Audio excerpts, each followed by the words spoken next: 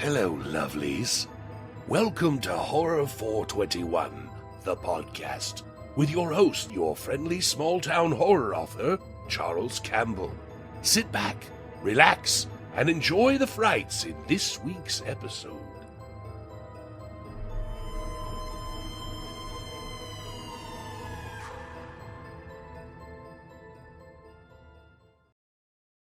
Hello everyone, welcome to another edition of Horror 421, the podcast. I am your host, Charles Campbell. A little out of sorts today, I just had some technical difficulties, but I'm getting back on track here. Right now I have a very special guest. He's a friend of the show. He's been on a couple times. I love him to death. He's done a couple of my book covers, which I'll share in just a few moments. But my good friend John Stoney Cannon, we're going to call him Stoney, he has his own fiction horror novel out. You can get it on Kindle right now, and it's going to be out very, very soon in paperback. It's called VHS, A Video Horror Story, and I can't wait to read it. John, welcome back to the show. Hey, man, it's good to be back. Well, you've been up to quite a bit since we last talked, so I want you to, if you can, refresh our listeners on, who you are and give us a little background on yourself, and then we'll get to talking about this brand spanking new book that you have. I'm excited for you. Oh, man, I'm excited too. I think most people probably know me from local music in the Augusta CSRA, but the past few years been doing the painting thing and the writing thing. Mostly, you can say Francie's to blame. Nice. Kind of got me in on that. So, which, that's another person, incredible painter and writer, in her own bit. And of course, it's always kind of like a nerve-wracking kind of thing when last time it was like more the horror talk, but it's kind of in this situation, I have to admit to being a little bit nervous because I'm kind of like you're going to talk to me about what you do. What you do probably better than anybody in the CSRA, so. I don't know about that, but I appreciate the compliment. I really do. I'm excited, man. I just ordered the paperback literally minutes before we came online, so I'm looking forward to it. And I know you like throwback eras. You like the 70s. You like the 80s, and you've done a couple of books I do want to mention as well. You did Hooked on a Feeling, which you tag team with Francie on, and you kind of took us on a trip through time and music and pop culture. And it was a really good book. So I think it's still available on your website. Okay, and I believe your website is am66.com. Correct. So you can go check that out and his other work there. But John Stoney's got a real handle on 70s and 80s and pop culture. I mean, he's got it down. So I'm excited to hear that this book, VHS, A Video Horror Story, is set in the 80s. And I like the opening tag on the Amazon page. Benny used to work on the docks. So tell me, man, what inspired you to write this novel? And tell our listeners a little bit about it, how it came together. Well, oddly enough, this wasn't supposed to be a novel. Nah. I actually squeaked into a creative writing course in college because nobody would sign up for it, so they kept putting it out. And I was ready to go back to Augusta. Was it Augusta College? Is that what it's called now? I was at Georgia Military, and they wouldn't let me come back until I had one more credit. And it just so happened that the teacher there said, you know what, I'm going to have the class even if I don't have enough people. And so I actually wrote the one. I did this book last year. It was the second part of Sorry We Missed Your Call, and it's rock and roll movies. And so I had written a rock and roll short story in my creative writing class, which I put in here. And seeing that this one was a little bit thinner than the first one, I was looking to actually write another one for this. And it ended up being too long. My plan was to go through October 13th to the end of the month. And you were noticing that I referenced the Bon Jovi song. Mm-hmm. Well, I noticed when I referenced the Bon Jovi song that I was a year late. So I had to go back, and it threw the whole thing off. No longer was there a Friday the 13th. So I was like, okay, you know what? I'm just going to take all of October. And I started off with Wednesday the 1st, which ironically now, this year, October 1st is Wednesday. So you can read a chapter a day this year. Every day is a chapter. So, and since it started off as rock and roll horror, every chapter is named after a song pre-1986 from a New Jersey artist. And it's somehow featured in there, whether it's on the radio or somebody talking about it or the DJ or the jukebox. It's in there somehow. Nice. For everyone. So that was kind of it. And then the inspiration being, I actually started to go back to one of your books. Let me see how I'm supposed to write this. But I had started off writing it the way I wrote the first one, which is called Deadbeat, which my teacher loved, and it's more dialogue than it is story.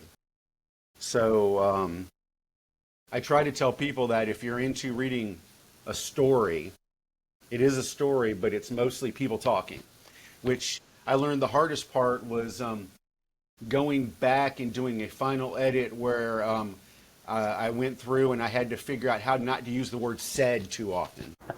So I guess you don't have that quite as much when it's more story than dialogue. Right. I don't know. I guess you would answer that question, but I'm still guilty of it, man. I used to say it all the time. And even in my most recent books, you can go and look at some of the dialogue that I've had, and I've got a bad habit of, putting the word, Hillary said or John said or, whoever said over and over and over again. And, that's something, if I come back in the future, I'll definitely do, be better at. But I'm with you there, man. I used to say it a lot.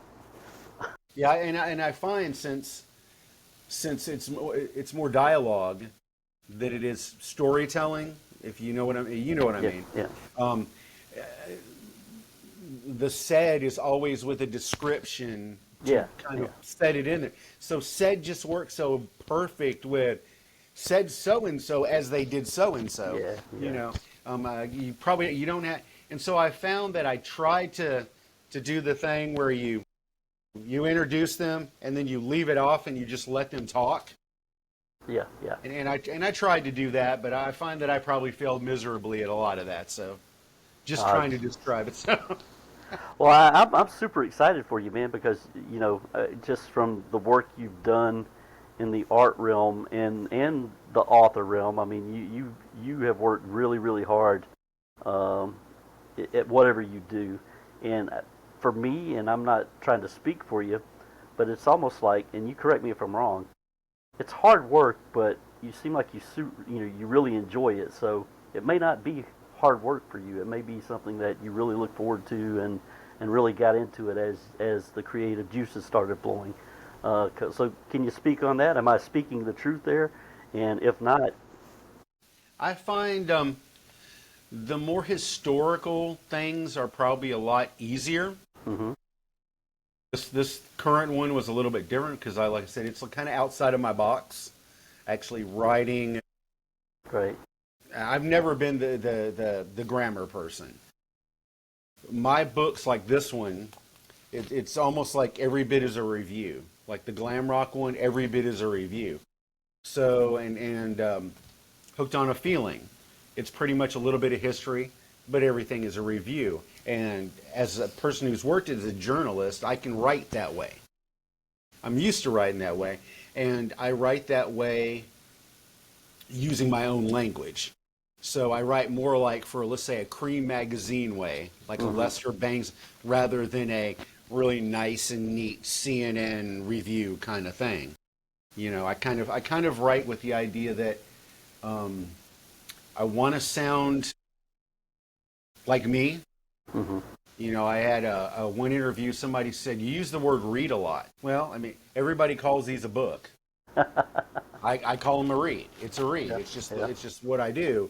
And everybody's like, well, that's kind of you. I was like, so these are kind of a lot easier. The next one, which comes out next year, which I kind of put on hold to do the fiction one, which actually got put on hold too because of work. Both of them became a lot easier when I learned at work that I could actually use my microphone function for my notepad.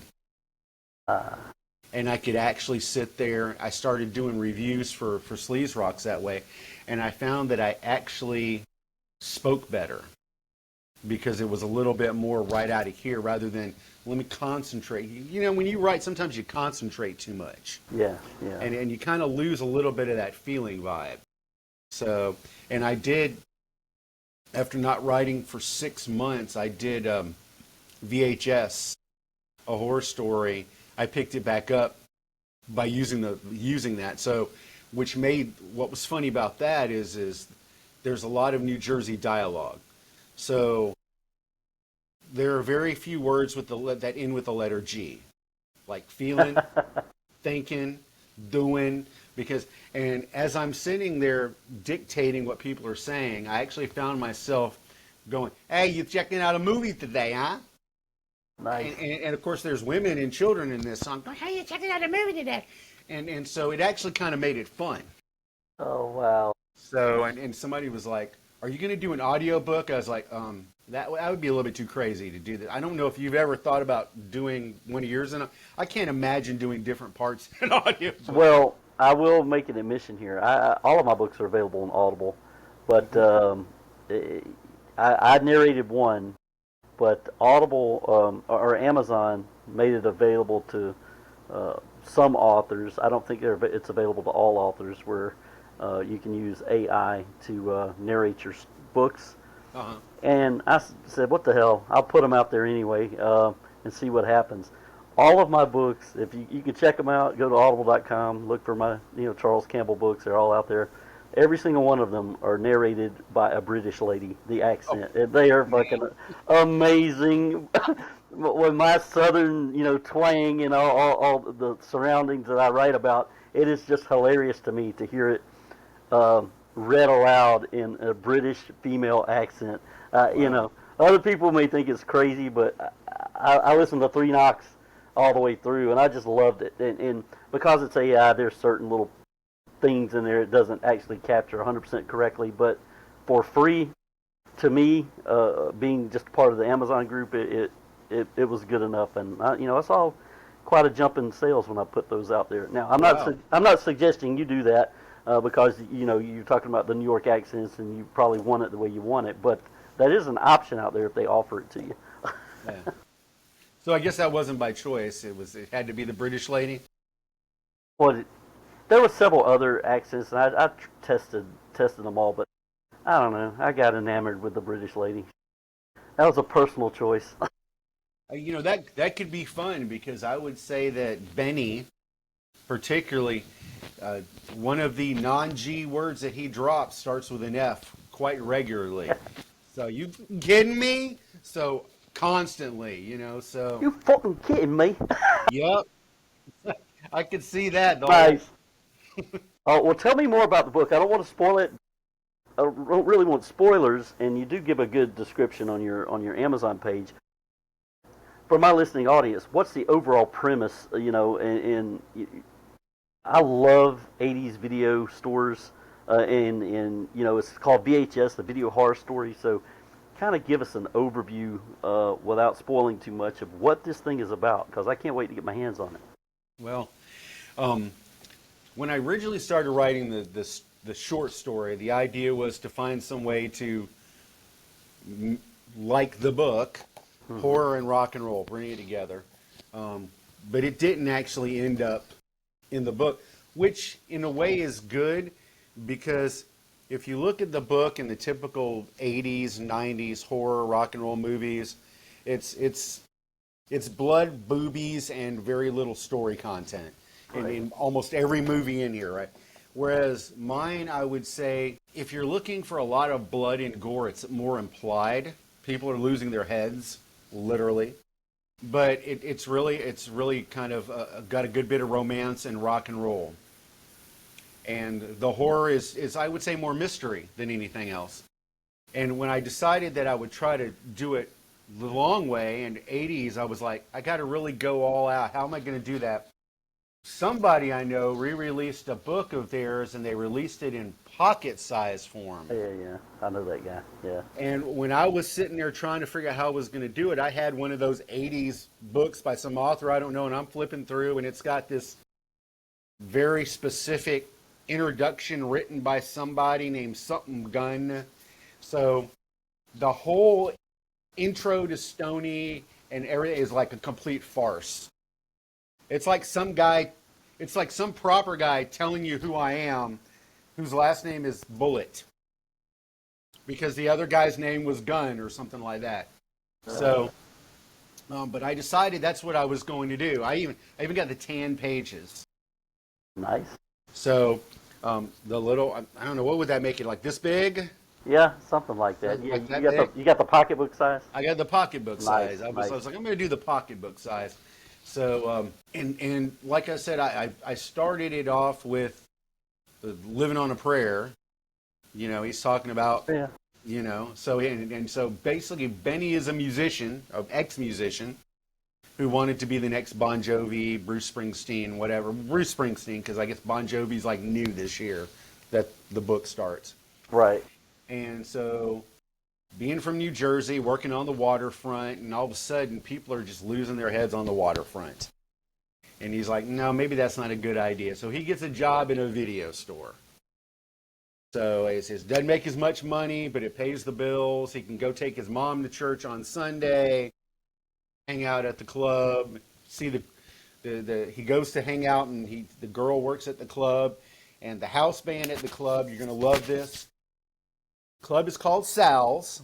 Okay. And the house band is a Eddie and the Cruisers tribute band. Nice. So at Sal's. Dark side's coming out. Yeah, There you love go. Eddie and the Cruisers, man. And so every chapter is named after a song that's from an 80s, and I mean, I'm at Sugar Hill Gang. Hip hop, hippie to the hippie to Yep, hip so hop. Yeah. it mixes it all up. And you see all the characters are all Italian or Jewish. There's a guy that runs the deli that's like 70 years old. So you have all these little characters, and basically the idea is right off the bat, he's at the video store and some guy delivers a whole bunch of really bad horror movies that the owner has gotten to rent out. Nice. Immediately says, where do you want these? In the back. I don't know if you remember what was in the back of the video store. Oh, I Remember do. what was in the back of the video store? Oh yeah. We called them the red dot videos when I was a kid. But yeah. Yep. Behind the curtain was the adult videos, and by adult I mean anything that was porn or really, really, really too bloody for you to just rent out to anybody. And so, long story short, one of these videos ends up getting rented out, and somehow it has a life of its own. It ends up with several different people, and nobody can seem to watch it without losing their heads. Oh, that is amazing. I can't wait to read that. That is really amazing. And we're at the spooky season too. And it's set that, you have a video store setting. I have a short story coming out this October on Weekly Spooky, and it's set in a video store in the Valley. Nice. On Halloween night, so you can hear that in a few weeks. So I love old 80s video stores. When I was a child, my stepmother used to take us kids to Valley Video, and I'm not talking, this is pre-Blockbuster. These were the mom and pop, tiny little video stores, and the adult films that they put little red dots on the boxes, and she said, you can't get any red dot movies, don't get any. But horror, anything on the horror shelves was wide open, and yeah, I'm loving the vibe that I'm getting here for this book. I can't wait to read it. I really can't. The fun part is being that I've been to New Jersey. I love New Jersey. My mom's from Italy, so I kind of like the whole vibe. But for some reason, I decided Hoboken was a place, since that's from Frank Sinatra was from, and I've never been there. So the fun part was trying to stay true to the area. So along the way, I was like, okay, what street is this church on? So like the church that he takes his mom to is a real church on a real street. One of the pizza places is a place that's been around since the 70s that's still there. Awesome. So the waterfront. So I tried my best to make sure that, and you read the book, there was, but of course, there's liberties like the video store. Of course, there's a lot of Italians. We're in New Jersey. Is Video Vada Boom? Wait, Video Vada Boom is the video store. So just tried to have fun with it, and so. Well, take me through your creative process. We talked about it a little bit, but I'm always interested that with other authors, and I can write much better than I can speak, obviously. But I want to know how you get your mind right and ready when you sit down for a writing session. What are some of the things you do to prepare to sit down and knock out? For me, when I sit down to write, it's 1,000 words minimum. That's not a law. That's not something that people need to go by, but that's part of my process. I'm not going to write less than 1,000 words when I sit down. So what are some of John Stoney Cannon's things that you do to prepare to write? Well, when it comes to projects like this one and the first one, this one was kind of funny because I actually have a notebook that details like 9 volumes of this. Wow. With notes and everything. And I don't know where it is. So luckily, I have the notes for the next one. So I started the next one. So, but with the current one, this fiction one, I kind of took a cue from what I remembered my teacher saying when I was in college creative writing class. Because I'm the kind of person that I don't feel comfortable unless I have details and everything. And I didn't do that this time. I let the story kind of tell itself in my head along the way. And really the only time I kind of started to take notes is when things started to piece together and I decided how it was going to end. And then I said, hey, I wonder if this song by this artist will work. And it just so freaking happened that the artist was from New Jersey. And I lucked out with the very last song. And it just totally fit the whole thing. And it has actually allowed me to put a swerve on the happy ending. So, okay. which was the favorite part for me. Is like when I write reviews, I always have to end by coming back to the title. By some way of ending it up. And so I was kind of like, I really need this thing at the end. And of course I can't really, without giving away too much. Right. So I really felt the need to do a kind of swerve. And what I actually ended up with is I ended up with the last chapter and then what you would call a conclusion, like a half a page. Okay. That kind of even throws into the there's a conclusion, there's a swerve, and there's a guess what? And not exactly an epilogue, it's just a little. Yeah, to kind of make you go. And I remember Leslie, my wife, was like, you can't do that. And I'm like, why? She's like, are you going to write a sequel? I'm like, I'm not planning on it. She's like, you can't leave it like that. And I'm like, no, some of the best horror movies and stories leave you left with your own interpretation of what you think is the end. Can I tell you? Yeah, exactly. And I don't want to make this about me, but can I tell you something that happened to me? Yes. I wrote a book called Cinnamon Tea. I don't know how many, 8 years ago, and it was more of a mystery sci-fi thing than straight up horror. It did have a lot of horror elements in it. But anyway, to what you were just saying, I got to the end and wasn't exactly open-ended, but I didn't explain everything, and I actually had an epilogue written that kind of tied everything up in a neat bow. And I said, fuck it, I'm not going to put the epilogue in there. I'm just going to leave it the way it is. I did that, and I shit you not, I may even be able to pull up some of the Facebook messages. I had like 11 different ladies message me on Facebook basically saying, what the fuck, man? What? How? And so I had this epilogue saved in a PDF format, so anyone who asked for it, I sent it over to them. I said, if you really want to know how, I'll send it to you. And, yeah, we really want to know. I said, okay. So, but yeah, I get you. I like to leave some things open-ended and up to the interpretation of the reader sometimes. But some of them, they just get like bent out of shape about it. Yeah, see, I had a hard, probably the hardest thing with writing this one was trying to keep people wondering who Okay. between several different characters. Yeah. And then kind of pushing one forward to bait them. And I'm not sure if I accomplished that. And trying to leave it with a, oh, what? At the end, at the very end, So it was like, and I was like, okay, but I felt that there was a need to kind of get all the characters that you thought might be the one Right. involved in that finish. And I was like, how can I do that without making them a clan or something? Right. But I think I did. Okay. And I think in doing so, though, I think I actually made myself feel better about the end because I actually finished it and I was like, that sucks. That. And I was like, no. Let me. I'm going to put this over here. So basically, the book goes from October 1st to Halloween. Nice. Yeah. Right. So along the way, does that Halloween.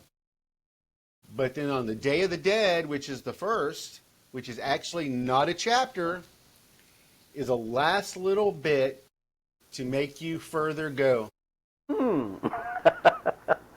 You've already gone one time. Wait a minute. So. Well, that's amazing, Stoney. Guys, you can go to am66.com and order the paperback. It's also available on Kindle right now. You can go to amazon.com and check it out. Stoney, I want you to talk about some of your book signing events you have coming up. I know you have. I know 2 off the top of my head, but tell us where you're going to be signing copies of this thing. I'm actually going to be at the Book Tavern in Augusta on the 27th September. I'll have all books. I still have copies of Hooked on a Feeling, which I'm hoping next year's the 5th anniversary. I'm hoping to put out a new edition of it, maybe with nice. a few extra things in it. Francie and I talked about that like a year or 2 ago. As I get closer, I'm probably going to touch base with her and make sure she's still cool with that because she's a very, very important part of that book, just as much as anybody else. I'm going to have the Glam Rock book, but probably the 2 most important that I'm going to have because it's the season is I'll have this one, which is if you're not familiar with Sorry We Missed Your Call series, it's lesser known things. The first one was Glam Rock albums. This is rock and roll horror movie, so it's a good way to get yourself prepared for what you're going to watch this season. And I ended up canceling the one for this one last year, so this is almost like a brand new book. Right. This year because we didn't do one last year, and then I'll have the new book. So that's the Book Tavern on the 27th, and then what is it? Spooky Fest at Boondock Farms. Yeah, I'll be at that one in Jackson, and you're I think you're there every month. I think. Well, I go a lot. Yeah, I didn't go this past month, but I'll be there for October for sure. Well, when we had talked about adding a date, it was like 2 days before September's. It was like. Because I wanted to try to get the book out a little bit more before October. Because like I said, I mean, it starts on the 1st. You could read a chapter a day, and it actually fits with this year. So I thought, well, okay, but I don't really think anybody's going to cry a river if they don't get to do that. So, and I'm trying to come up with some ideas for some other stuff through October. We'll have to see. So. Okay. Well, I don't want to leave out another very important aspect of something that you do, and you do take commissions for. I don't know how busy you are this time of year. I know the Christmas season's coming up very soon, but John, I'm going to call you Stoney. We're Stoney on the podcast. I call him John in my personal life, but Stoney, I want you to talk about the commission work you do because you do some incredible artwork, and I've gotten a couple pieces. I got one Michael Myers from my friend a couple years ago. He loved it, but you do some incredible things, with your hands, and I just want to know if that's available this year to folks. If you go to AM66, you can always hit me up. I'm always down to try to to do paintings, like the one I filled up my window. Yeah. In the studio, we redid the studio here. So I think when Ozzy passed, I did a couple. I didn't so much do commissions as I did one for the wife. She didn't like it, so I did another one, and she decided she liked the first one first. So we have two, and it's like, where are we going to put all this stuff? So spooky season in the last few years has been pretty lucrative for me. Halloween season. Mm-hmm. This year with us redoing the studio, it kind of caught up with us. So having Halloween stuff in time is probably a no-go this year. Well, I'm talking about the Christmas season. People can get those for Christmas gifts. And I got my buddy that Michael Myers you put up, and you didn't do it specifically for me. I think you had it up and you put it on sale, and I was like, hey, man, I know the perfect person who would love that. And he's got it hanging proudly in his office. He's a big Halloween fan. And that's a good thing about scary stuff. Yeah. Is people like it all. People that really like it all the time. Yeah. Well, I'm gonna stand up from my seat for a second because I want to grab a piece. Oh yeah. Just like we're coming up in that time, so it's vinyl time too. So that's true. Yeah. I don't have the collection you have, but I have quite an assortment of vinyl that I'm staring at. But I want to grab a picture you did a few years ago. It caught my eye. I just want to show the listening audience that are watching. I was on vacation and I saw this picture, and I don't know if we were mentally connected there, but I'm a huge Jen Wigmore fan. I've got it hanging on my wall, but I'm going to go grab it real quick just to show you something that I have. He does amazing work, so let me grab that. He always tends to leave when I'm talking to him. So this is what I saw a few years back. I don't know if you can see it really well, but that is amazing. And he did a little something unique with it because her shirt, that's actually the cover to her Blood to Bone album. So he put her in the shirt of her own album, which I thought was very cool and unique. But Stoney does great work. He's turning out to be a great author, and he's definitely great at putting these pieces together. So if there's something you want for the Christmas season, hit him up. He does quality work, and I just think the world of him and think this kind of stuff is fantastic. See, when was the last time you heard Charles's voice coming out of her? Well, I haven't spoken to Jen in a couple years. She's kind of fallen off the map, so I hope she's doing okay. But that was a funny one because I remember I guess you posted something, and I remember thinking the person looks unique. I'm always looking for something cool and new, and when somebody that that you have similar interests posts something, it's kind of like, yeah. So I was like started listening to some stuff. I was like, this is pretty cool, not my normal stuff. I kind of dig this. And then of course when you do that, then you start looking at pictures, and I was like, oh, she's very unique looking. Yeah. And by the time I got around to doing that painting, I had no clue why I was doing the painting. I was like, who posted? It was to sell it to Charles. That's what it was for. I think didn't your wife say that? Yeah. Oh, yeah. She made the comment, well, you better not tell him about Shirley Manson. He'll do 5 pictures of her. Oddly enough, guess what is on my palette list? Get out of here. Nah. Well, and mainly because she has been in the press a lot lately, or at least in my feeds. There you go. Oh yeah. Francie right there, isn't it? Francie did this, yeah. So we shout out to Francie. But yeah, I support our local folks, so yeah, and they do a great job. Yeah, we have a couple of Francies. We've got a Sean Cassidy that she did for the book, and we actually have an actress in the room back there, and so yeah. Oh, Francie did a Jen too. This is Francie's Jen. Oh, that's awesome. Yeah. Always, and I think I get a lot of that background color from her. She likes to use a bright background color. Right. So it's like Willie's got the lavender. I guess that's a lavender, maybe. Yeah. So, but that's a good.